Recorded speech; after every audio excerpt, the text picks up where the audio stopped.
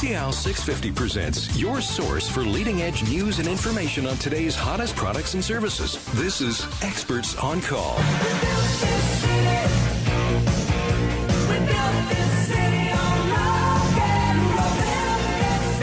Little side note, you know Grace Slick, who sings that song? She said that's her least favorite song that they ever did. Really, eh? So it's not a fail on you, Dwayne, but it is a perfect song for StrataLife, don't you think? We built this city on rock and roll. On bricks and mortar, maybe. Maybe a little bit of plywood as well. Hey, you are listening to StrataLife here on CL 650, Experts on Call. I'm Zach Spencer, and today we talk about everything dealing with StrataLife, and we talk about it many times, a lot of times on the way up, maybe to buying a detached home. You live in a strata, sometimes you downsize, or maybe you spend your whole life living in a strata building, and it's a complex beast, and we have the experts here to help you through it. Joining me in studio is Drew Grout, Director of Strata Services from Key Pacific Property Management in Vancouver. Welcome to the show again, Drew. Good morning. Also, Albert Atfield, Project Manager at CanStar Restoration. Welcome to the show again. And David Barrett, Managing Director at City Lock Systems. Thank you. Good to be here, guys. Yep. I think that we're going to have a lot of diverse subjects today. So what we want to do is get into all of the different parts of your business. Now, StrataLife is the name of the show. Key Pacific is sort of the overarching sort of business, and you bring in your experts here to the show. So tell us what Key Pacific does. Your property management, you deal with all of the experts we have here, right? That's right. We've been providing full-service property management services to our clients for about 18 years now, focusing more on stratas than rentals and that sort of thing.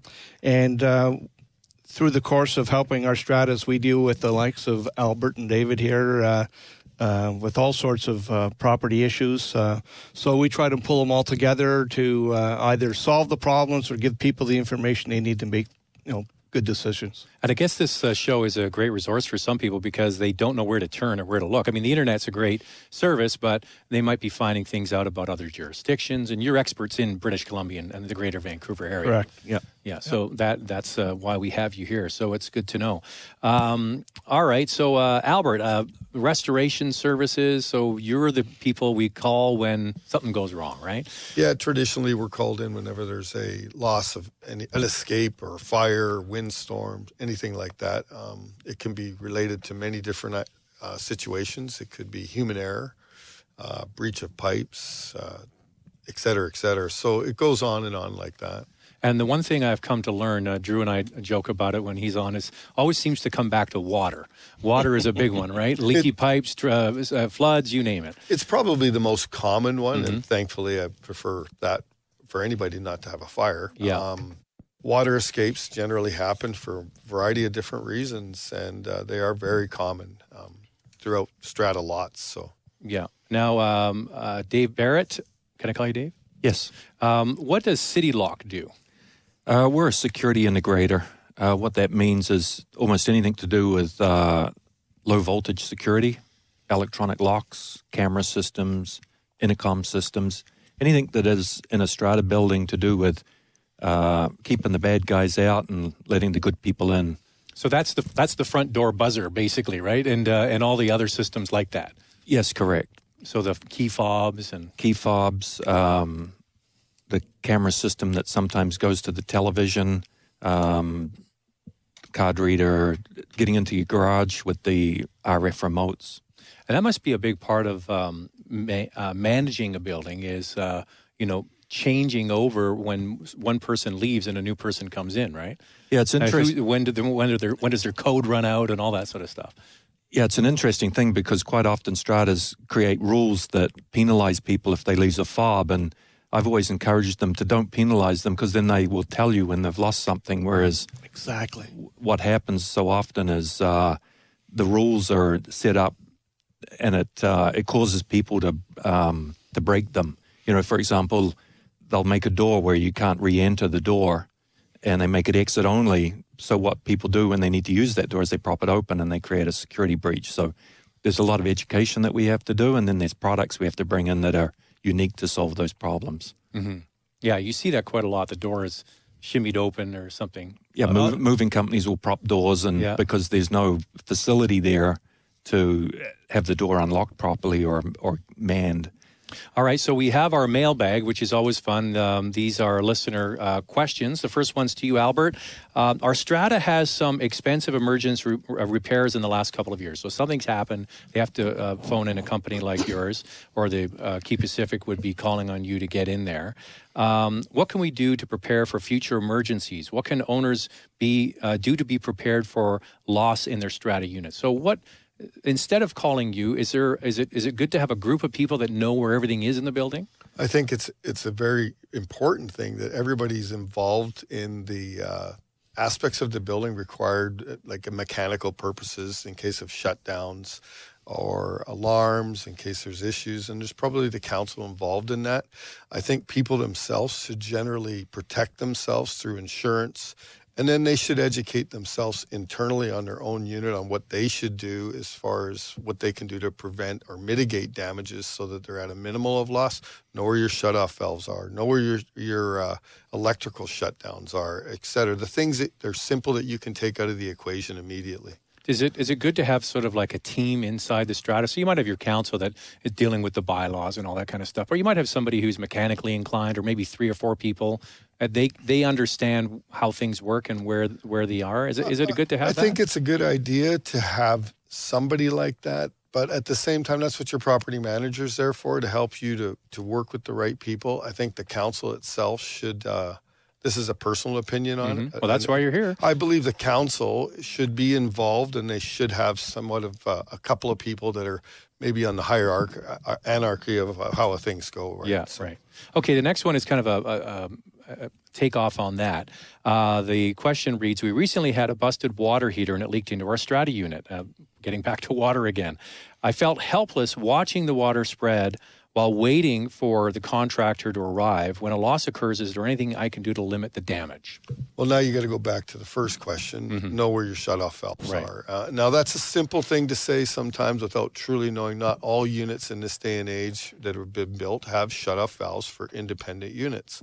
So that's where the council and having a education piece between everybody, I think, is helpful to immediately address that type of issue. Okay, so sometimes when people do more damage trying to clean something up on their own, what do you say to that? Let the pros do it, or you try to do it? Well, I would never tell people not to do anything as long as they're performing a safe thing. They're not putting themselves at risk. I think it's always good if you can dam the water or whatever you can do. The little things go a long ways with limiting the amount of damage, because you know the buildings don't want to go to insurance all the time. So you want to keep the damage at a low minimum, and that way I think it benefits everybody within the whole strata at that point. I'm glad you brought up insurance, and I'm going to get Drew, both of you in on this one. This question reads, we recently woke up to find water pouring through the bathroom light from the upstairs unit. The restoration company, something like yours, got us all cleaned up, but now we have to deal with insurance. What should I expect when I have a water claim? Drew, you're probably going to be a bit better on this one. Well, we deal with that all the time with restoration companies. Yeah. You know, a lot of things come into play. There's the strata's insurance. There's the owner's insurance. You know, the first thing that we try, apart from mitigating the damage and keeping things, the damage minimal, we try to determine the cause, and from the cause we help try to determine responsibility.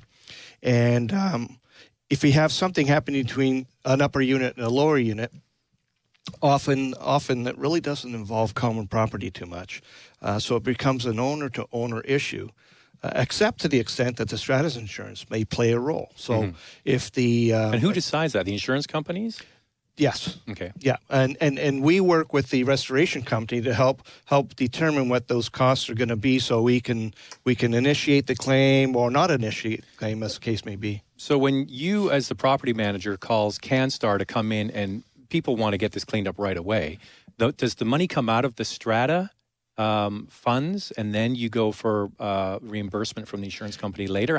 Yeah. Or does the owner pay and then wait for reimbursement? No, in an emergency situation like that, even though it's a unit problem, it's not common property. Yeah, in the emergency phase of the incident, we just deal with the problem itself and worry about responsibility later. Mm-hmm. So if there's a need to call in CanStar after hours for a water leak, we go out there and we mitigate it. Then we stand back and say, okay, where do we go from here? Yeah, but how does CanStar get paid? Does it come out of the Strata's contingency fund and then they get reimbursed, or how does it usually work? Typically, I say to councils, if we call them or you call them, you pay them, and we'll worry about recovery from whoever should be responsible later on. Right. We don't want the contractor being caught in the middle all the time. Yeah, well, that's why I'm wondering, how do they, If they do their job. They've done their job. Yeah, if it's an insurance claim, the Strata simply is responsible to pay that deductible, and then they worry about who's responsible again later on. How long does that typically take? Okay, so we'll go through this scenario again. Upstairs, there's a leak. It comes through the pot lights, and it ruins my hardwood floors,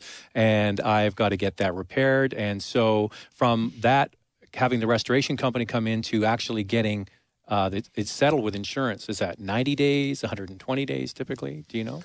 Well, that can vary depending on the amount of people involved in the claim, et cetera, et cetera. If say, for instance, you flood your toilet and it goes down and it affects 2 other units below you mildly, ceilings, it's really each individual homeowner's responsibility to repair their unit until it gets to a certain point, and then it may be included under another policy which may belong to the strata.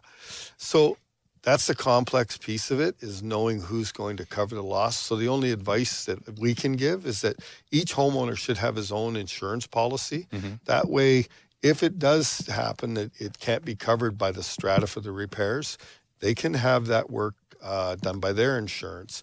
That helps expedite it. Otherwise, what happens is it kind of gets lost in no man's land. There a little while, and everybody's kind of who's going to pay for it. So you want to kind of make sure you protect yourself. Now, it goes back to the insurance. Now, we've had our insurance guest on other shows. Now, one piece of advice I think a lot of people forget is that if you own a unit and you rent it out, so you have to have owner's insurance because you own the unit, but the tenant should also have insurance. There's no way to guarantee they can do that, but it's good advice to maybe suggest to your tenant, do you have insurance? Yeah, the homeowner's insurance will protect their financial responsibilities in the event of some loss or damage. The tenant's insurance will protect their contents. What they bring into the home will be protected. So it's good to have those multi-layers of insurance. Oh yeah, and if you don't have it, then you're out of luck most of the time, and there's no excuse really.